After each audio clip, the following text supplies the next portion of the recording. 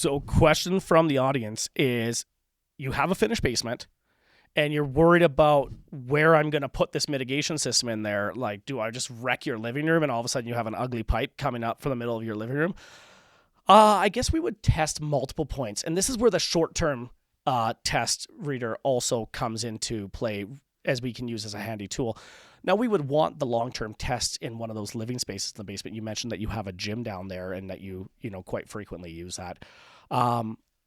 I would prefer not to put the radon system in the middle of your gym or in the middle of your theater room downstairs, but we would typically try to put it in the furnace room, or if you have a storage room down there underneath the stairs or something, maybe we can put the system in there as well.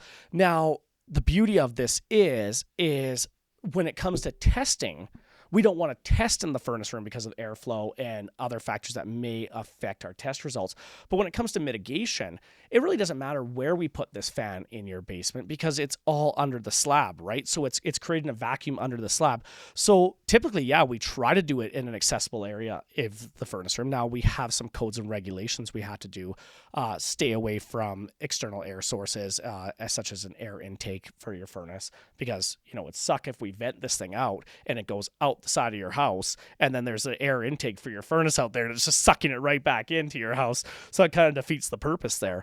But yeah, absolutely, the mechanical room would be ideal. I know in my house, the furnace room didn't work for me because I have irrigation systems coming off the sides. I have fresh air intakes. I have my air conditioner lines.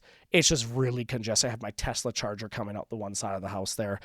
Everything's really congested. So underneath my stairs is where I have a little storage room, and this is what I've decided was the best option for me there, and it comes up underneath the stairs and exits the side of my house that way.